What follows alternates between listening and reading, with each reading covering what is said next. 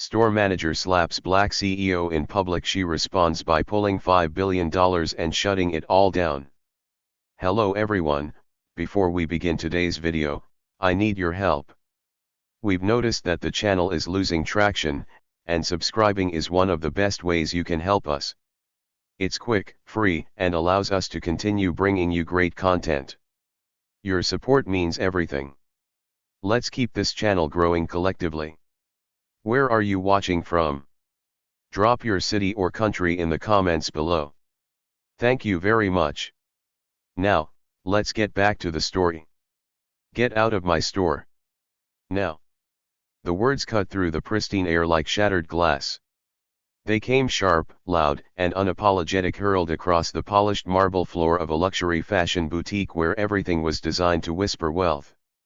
Crystal lighting reflected off glass display cases. Handbags worth more than monthly salaries sat under spotlights like museum artifacts. And in the center of it all stood a black woman in a fitted amber dress. Her posture was straight. Her arms were crossed calmly over her chest. Her face showed no panic, no apology, just stillness. Across from her, the store manager, a white woman in a tight red dress, had one arm raised, palm open, frozen mid-motion. Her face was twisted in fury, lips pulled back as she shouted again, louder this time. I said you don't belong here. You think just because you walk in dressed like that, you can touch whatever you want. Every head in the store turned. Customers froze mid-step.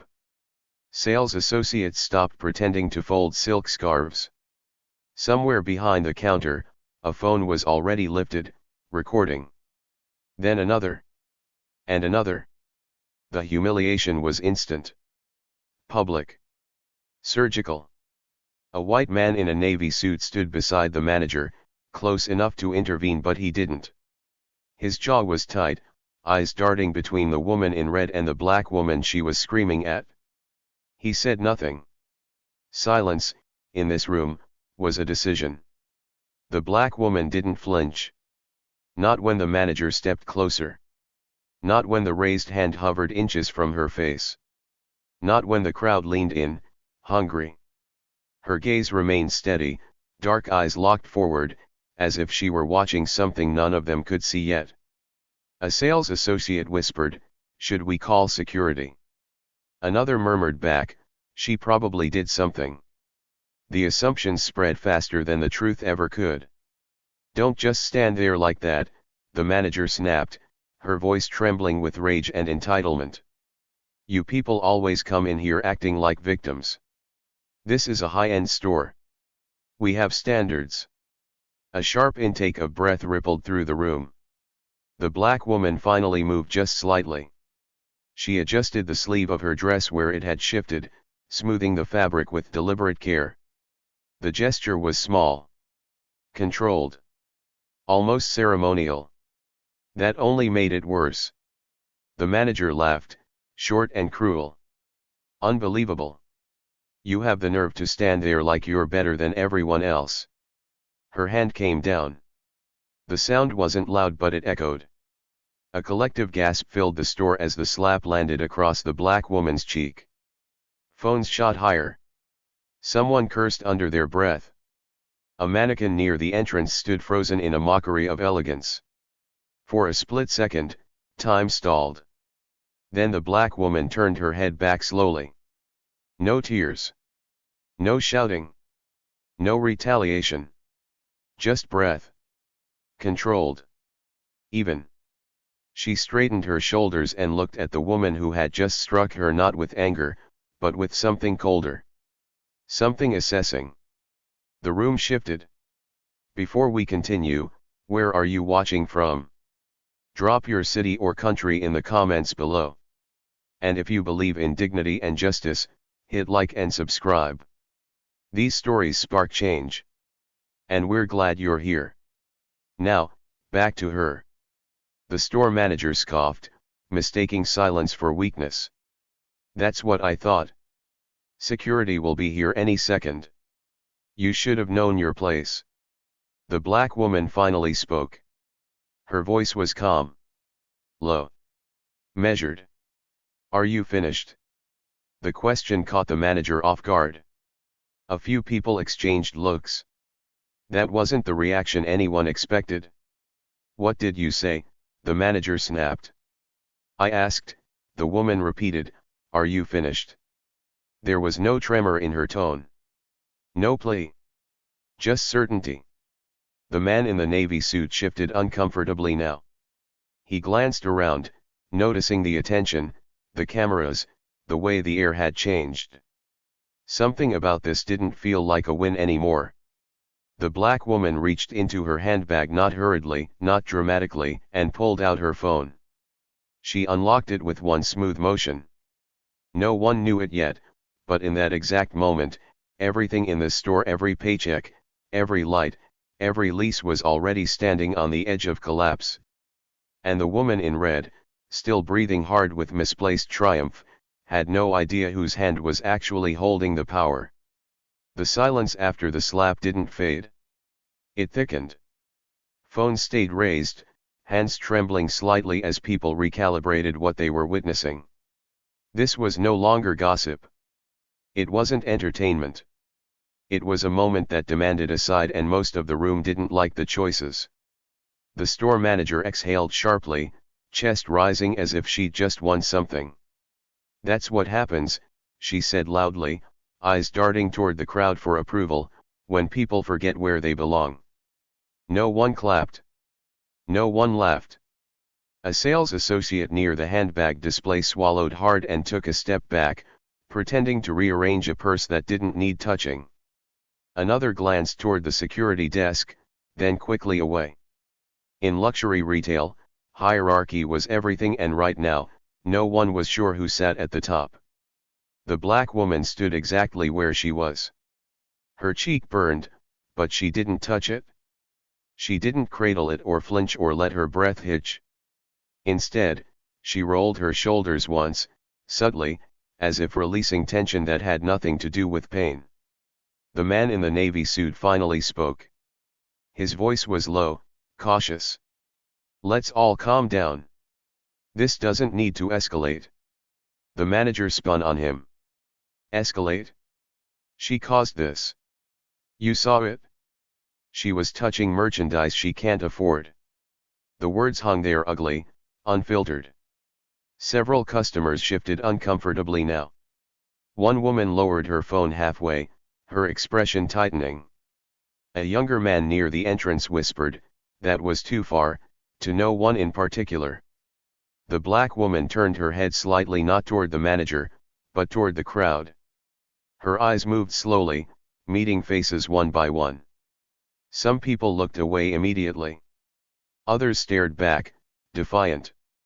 A few seemed almost embarrassed, caught recording something that no longer felt harmless. Security is on the way, the manager said, crossing her arms as if sealing a verdict. You'll be removed, and then we'll deal with the damages. Damages, the black woman repeated softly. It wasn't a challenge. It was a confirmation. She took a single step forward. The room reacted instinctively. Someone gasped, another person backed into a display table, knocking a pair of sunglasses slightly out of alignment. The manager lifted her chin. Don't take another step. The black woman stopped. Then she nodded once, almost thoughtfully. Understood. That word understood landed wrong. It didn't belong to someone being thrown out. It didn't belong to someone who had just been struck. It belonged to someone who had just finished observing. She glanced down at her phone again, screen glowing softly in her palm. Her thumb hovered, then typed a short message. No emotion. No hesitation. Across the store, the man in the navy suit felt his phone vibrate. He frowned, checking the screen. The color drained from his face. Wait, he said, stepping forward now. Hold on. We need to pause for a second. The manager laughed, sharp and dismissive. Pause for what? She assaulted the brand. He looked at her like he was seeing her for the first time. You don't understand. What I understand, she snapped, is that this store doesn't survive by letting anyone walk in and. Her phone buzzed. Once. Then again. She glanced down, annoyed. Her expression changed. Not all at once. It cracked in stages. Confusion first. Then disbelief. Then something closer to fear. "What is this?" she muttered. The man in the navy suit was already scrolling, jaw tight. "We've got a problem." The black woman slipped her phone back into her bag and finally allowed herself a breath. Not relief. Preparation. Outside, a black SUV slowed near the curb. Inside the store, the lights still shone bright. The displays were still pristine. But the atmosphere, the invisible architecture of power, had begun to shift. And everyone in that room could feel it. They just didn't know yet that what was coming wouldn't be loud. It would be absolute. They still didn't know who she was. That was the most dangerous part. To the store manager, she was a problem, an inconvenience wrapped in confidence. To the sales associates, she was a risk they hadn't been trained to handle. To the customers filming from behind designer handbags and glass cases, she was content. A moment. Something to post with captions full of assumptions. No one asked her name. No one thought to. The manager straightened her red dress, recovering her posture the way people do when they believe authority is something you can rehearse. "I've seen this before," she said, loud enough for the room. "People come in here pretending. Hoping if they act important enough, someone will slip up." She gestured vaguely at the displays. "This store isn't for role-playing." A murmur of agreement followed, soft, cowardly, but present. The black woman watched her with quiet focus, as if she were studying a behavior pattern rather than listening to an insult. The man in the navy suit leaned closer to the manager, lowering his voice. "You need to stop talking." She waved him off. "Relax. Corporate will back me. They always do." That confidence, the kind built on never having consequences, rang louder than the slap. A young sales associate near the register whispered to another, "She doesn't even have a stylist with her." The other replied, "Yeah, who shops like that alone?" The black woman heard them. She always heard things like that. For a moment, the noise of the store faded, replaced by memory. A smaller office. Years ago. A bank boardroom with the same glass walls, the same polite smiles. A man who hadn't looked at her proposal before saying, "We'll call you if we need diversity optics." She remembered standing then, too. Calm. Unmoved. And walking out. The manager snapped her fingers. Security should have been here by now. As if summoned, 2 guards appeared at the entrance, their presence stiff and uncertain. They paused, taking in the scene, the raised phones, the tension, the woman in red breathing too fast, the black woman standing perfectly still. "Ma'am," one of them said, unsure who he was addressing. "We were told there was a disturbance." The manager pointed. Her. She assaulted staff and refused to leave. The guard turned to the black woman. "Is that true?" She met his eyes. "No." One word. No elaboration. The guard hesitated. That hesitation was new. Behind him, the crowd leaned in again. Someone whispered, "This is getting serious." Another voice replied, "She should have just left." The black woman glanced at the security badge clipped to the guard's jacket, noting the company name. She committed it to memory without effort. "Sir," she said calmly, "before you touch me, I suggest you confirm who requested your presence." The manager scoffed. "Are you threatening him now?" The black woman didn't look at her. "No," she said. "I'm giving him information." The guard shifted his weight, uncomfortable. He pressed his earpiece, murmuring something under his breath. The man in the navy suit stepped forward again, more urgently now. "This has gone far enough. Let's clear the floor." Clear the floor, the manager snapped. I'm not shutting down my store for this. He stared at her. You don't understand what you've just done. She laughed. Oh, I understand perfectly. But she didn't. Because while she was still clinging to the idea that this woman was an intruder, a nobody who had overstepped, systems far beyond this store were already responding. Notifications were moving. Files opening. Permissions changing. The black woman exhaled slowly, grounding herself not in anger, but in certainty. They thought she was lost. They thought she was pretending. They thought power announced itself with noise, with logos, with entourages. They had mistaken discretion for weakness. And that mistake was about to cost them far more than this store could ever earn in a year. Her name was Naomi Carter. No one in the store knew that. And that anonymity wasn't an accident. For more than a decade, Naomi had learned that the most dangerous kind of power was the kind no one saw coming. She didn't do magazine covers. She didn't sit front row at fashion shows. She didn't announce her arrivals with assistants and cameras. When she entered rooms, she did it quietly by design. Naomi Carter didn't need recognition. She owned outcomes. At 46, she was the founder and sole managing partner of Carter Row Capital, a private investment firm with controlling interests across retail, logistics, and commercial real estate. Quiet money. Old structures, rebuilt. Her portfolio wasn't flashy, but it was lethal in its efficiency.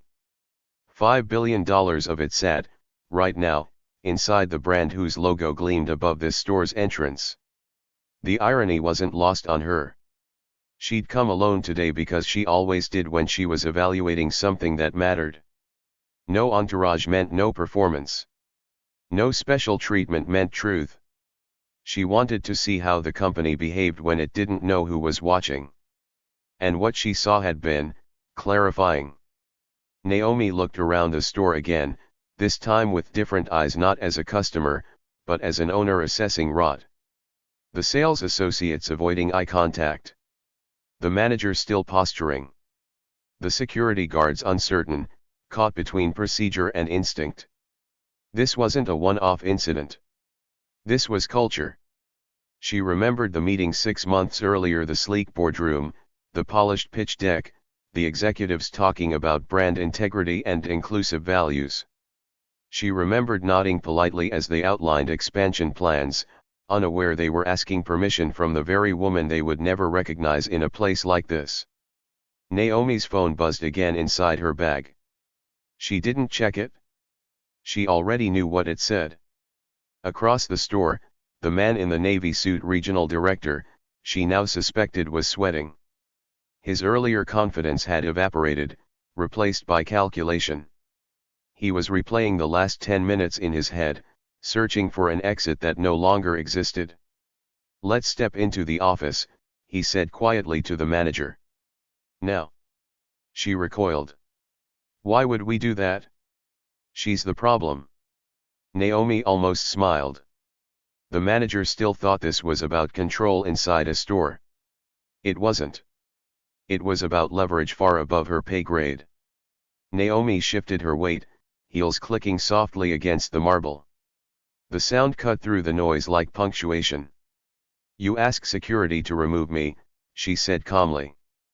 Before that happens, there's something you should know. The manager folded her arms. I don't care who you think you are. Naomi met her gaze at last. I don't think, she said. I know. She reached into her bag and this time pulled out a slim leather card holder. From it, she slid a single card, not gold, not flashy. Matte black. No logo. Just a name and a number. She held it out to the man in the navy suit. His eyes dropped to the card. Then widened. The color drained from his face so fast it was almost frightening. He looked up at Naomi. Then back at the card. Then at the manager. Oh my God, he whispered. The store went quiet again. Naomi slipped the card back into her bag. I suggest, she said evenly, you review your company's ownership structure. Immediately. The manager laughed, sharp and brittle. This is ridiculous. But the man didn't laugh. Because he finally understood. And understanding, when it comes too late, is its own kind of punishment. The realization didn't calm the manager. It cornered her. People like her didn't de-escalate when authority slipped. They doubled down. Loudly. Publicly. Desperately. That means nothing, she snapped, waving a hand as if she could brush the moment away. Anyone can print a card. You think I haven't seen scams before? The word scams landed wrong. The man in the navy suit stiffened. Stop, he said, sharper now. You need to stop. But she was past listening. Her voice rose, pitched high with panic disguised as outrage. This is exactly how they do it. Intimidation. Fake confidence. Trying to scare people into letting them walk out with merchandise. A few heads in the crowd nodded, grateful for a narrative that let them stay comfortable. Naomi watched it all with a strange detachment. This was the moment she'd been waiting for. Not the slap. Not the shouting. The refusal to stop. The manager took a step closer again, invading Naomi's space, pointing a finger inches from her chest. I don't care what game you're playing. You assaulted staff. You disrupted my store. And I want you out. Now. Security shifted uneasily. The guards glanced at each other, then at the man in the suit, waiting for a clear command that wasn't coming. Naomi inhaled slowly. This is your last opportunity, she said, her voice still even. Step back. The manager laughed a short, brittle sound that cracked at the edges. Or what? The question hung there, daring fate to answer. Naomi didn't move. She didn't threaten. She didn't raise her voice. She didn't explain. She simply lifted her phone. The man in the navy suit recognized the gesture instantly. No, he muttered. No, no. Too late. Naomi typed 3 words. Sent. The effect wasn't immediate. It never was. Power like hers didn't explode. It spread. The manager was still talking, still posturing, still clinging to the illusion of control when her phone buzzed again. She glanced down, irritated, then frowned. Her thumb scrolled. Her breathing changed. What is this? She whispered.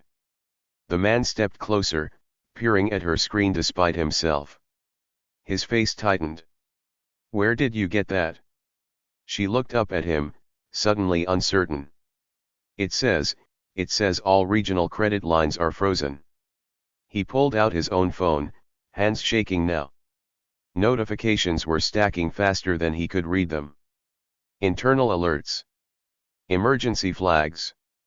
A subject line that made his stomach drop. Immediate, ownership directive, all operations on hold. The crowd sensed it before they understood it.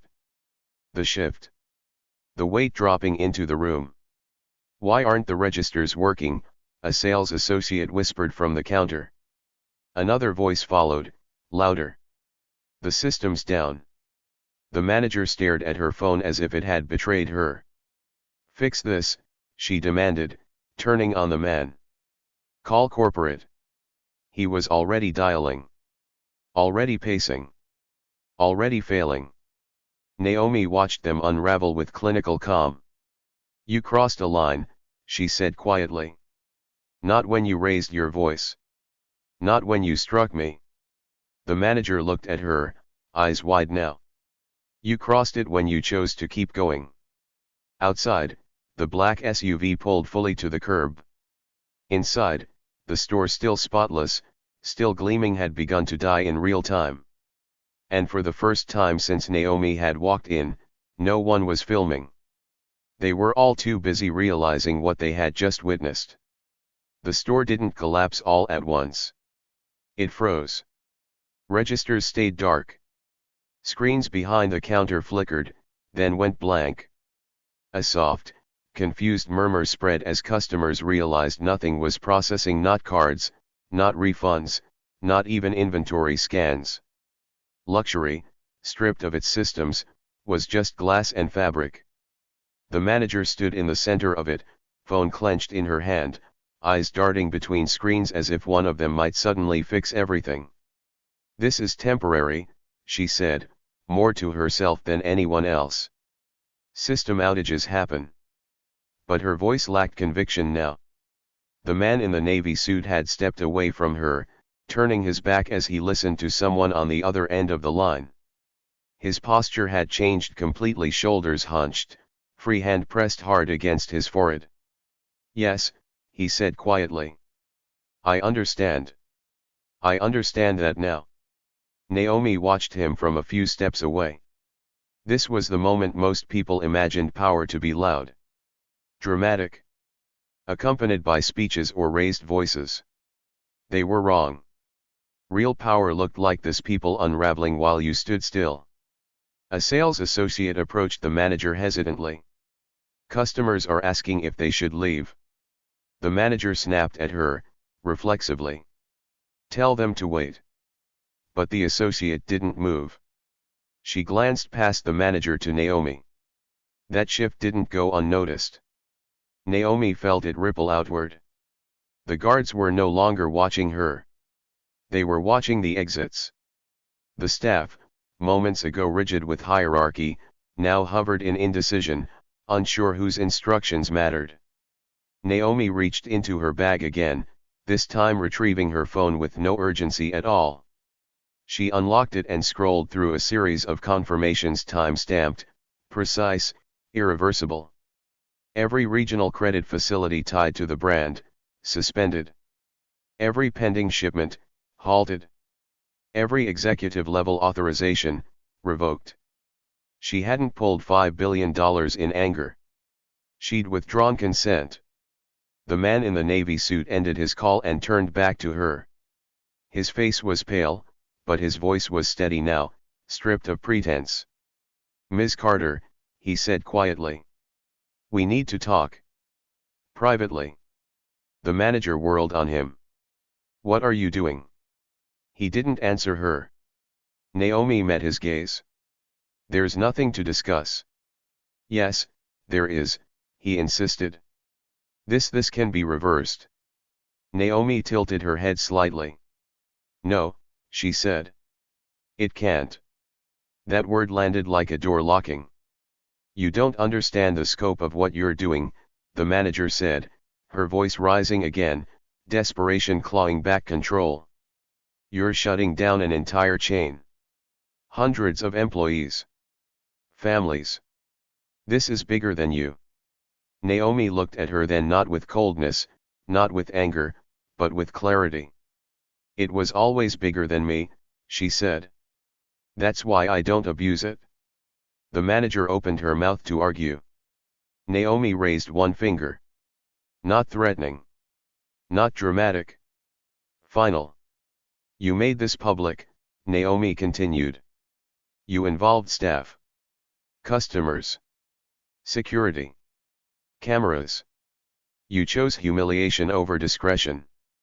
She lowered her hand. "So accountability stays public too."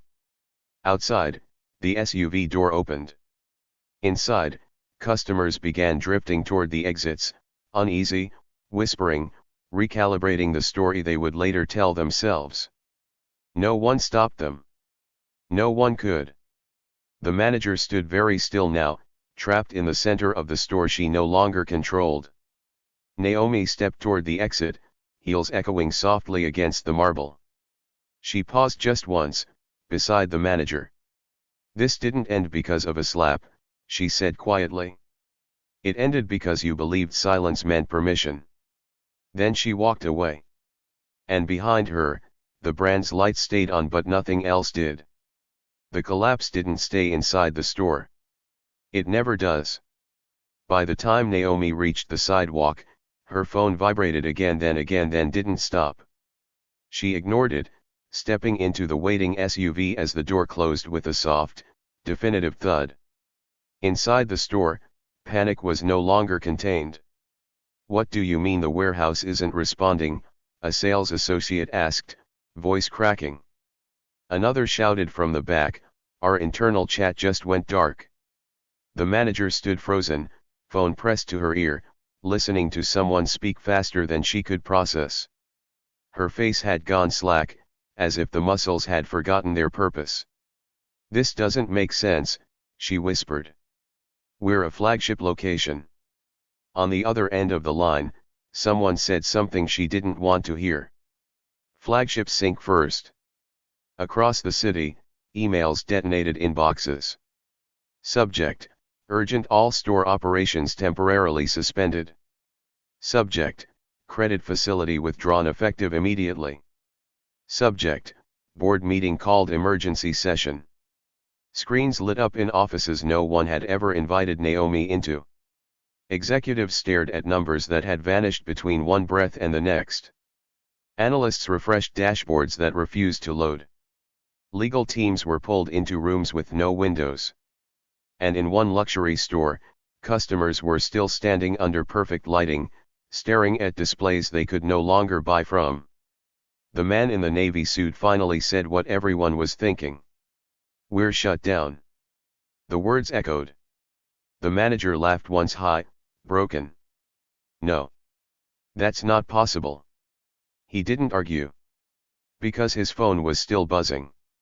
Because his calendar had just been wiped. Because the name at the top of the emergency memo wasn't his boss's. It was Naomi Carter's. Security cleared the store quietly after that. No announcements. No explanations. Just a slow, uncomfortable ushering of people toward the exit, eyes down, phones finally lowered. Someone near the door whispered, "Did you see her? The woman in the dress?" Another replied, "Yeah. I think she owned the place." Outside, Naomi sat back as the city slid past the tinted windows. She finally checked her phone. Confirmations. All green. Her chief legal officer had sent a single line. Ownership restructuring complete. Public statement queued. Naomi closed the message. Behind her, the store's lights were still on, but only because no one had shut them off yet. Inside, the manager sat on a low bench near the fitting rooms, hands shaking, staring at nothing. The store that had given her identity, authority, and purpose now felt cavernous and hollow. She replayed the moment again and again: the slap, the silence, the phone. The choice. She hadn't lost control when the systems failed. She'd lost it when she refused to stop. Across the street, a passerby pointed at the storefront. "Isn't that the place that just shut down?" Another shrugged. "Guess they messed with the wrong person." By nightfall, the story would be everywhere. But the version people told themselves would soften the truth. They'd say it was a misunderstanding. A corporate dispute. A technical failure. They wouldn't say what really happened. That a woman had walked into a room where she was underestimated and walked out owning the consequences. And that somewhere between the slap and the silence, an empire had quietly folded in on itself. The truth surfaced the way it always did. Not with an apology. With headlines. By the time the sun dipped below the skyline, notifications began lighting up phones across the city. Luxury retail giant halts operations amid ownership dispute. Sources confirm major investor withdrew $5 billion in capital. Flagship store incident triggers chain-wide shutdown. Inside the closed boutique, the manager stood near the entrance as reporters gathered behind the glass, cameras flashing, voices muffled by locked doors. She watched her reflection tremble in the window, red dress wrinkled now, confidence stripped down to raw fear. The man in the navy suit had stopped taking her calls. At corporate headquarters, executives sat in a sterile boardroom, staring at a screen displaying a single name under controlling authority. Carter, Naomi, primary signatory. No ambiguity. No loopholes. Someone finally said it out loud. She owns us.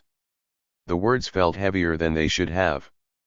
Back at the store, employees whispered in clusters, scrolling through updates they didn't understand but could feel the weight of. A few searched Naomi's name and froze. She's real, one murmured. $1 billion real, another replied. The story spread fast but not evenly. Online, some people questioned it. Others defended the manager. A few tried to soften the moment, calling it a misunderstanding, a bad day, a clash of tempers. But the video didn't lie. The slap. The silence. The shift. Viewers replayed it again and again, noticing details they'd missed before: the calm in Naomi's eyes, the way she never stepped back, the exact second the room changed. By morning, the board released a statement. Effective immediately, all retail operations are suspended pending internal review and restructuring. Leadership changes forthcoming. No names mentioned. No blame assigned. Everyone knew anyway. Across town, Naomi sat in her office, the city humming below her windows. She read the statement once. Then closed it. She hadn't asked for this ending. She'd allowed it. Her phone buzzed with a final update from legal. Manager terminated. Regional leadership dissolved. Public apology drafted. Naomi didn't respond. She looked out over the city instead, thinking about how quickly rooms rearranged themselves when power stopped pretending. They hadn't listened when she stood quietly in front of them. Now they were listening to everything she hadn't needed to say. And the irony, the exquisite, brutal irony, was that none of this required revenge. Just clarity. Just consequence. Just the truth, finally acknowledged in public. The store reopened 3 months later. Different name. Different logo. Different leadership. The glass was the same, the marble untouched, but the atmosphere had changed. New policies were printed in clean, bold lettering behind the counter. Staff training manuals were rewritten. Cameras still watched every corner, but now they documented something else. Accountability. The old manager never came back. Neither did the regional director. Their names faded quietly from internal directories, then from memory. In the press, they were footnotes: former employees, unavailable for comment. That was the mercy of time. It erased faces faster than it erased consequences. Naomi never returned to the store. She didn't need to. Her role had never been to stand inside broken systems and supervise their repair. Her role was to expose the fault lines and decide whether something deserved to exist at all. The employees who remained felt the difference first. New leadership didn't bark orders or weaponize authority. Security protocols changed. Complaint processes were streamlined. For the first time, some staff felt like they were being protected instead of managed. One associate, weeks later, told a co-worker, "It's strange. It's quieter now. But in a good way." Across the city, the video stopped trending. Another story replaced it. Then another. That was always how it went. But for the people who had been in that room, the ones who had filmed, laughed, stayed silent, or looked away, the moment lingered. Not as drama. As discomfort. They had seen how fast power could flip. How easily assumptions could collapse. How silence could be mistaken for permission, and how expensive that mistake could be. Naomi watched none of it. She was already on to the next thing. A housing initiative in a city that needed it. A scholarship fund seated quietly, without a press release. Investments that didn't ask for gratitude, only results. That was her pattern. Not punishment. Correction. Weeks later, a junior analyst asked her about the incident. Carefully. Respectfully. "Did you ever regret it?" he asked. Naomi considered the question. "No," she said finally. "I regret that it was necessary." She stood, gathering her things, ready to move on. Respect costs nothing, she added. Disrespect can cost everything. The analyst nodded, understanding not just the words but the weight behind them. Naomi walked out of the office, the city stretching wide and indifferent below. Another room. Another system. Another chance to choose better. And somewhere, deep inside a polished store that would never quite feel the same, the lesson remained etched not into marble or glass, but into memory. Power doesn't announce itself. It reveals what was already broken and decides whether it's worth fixing.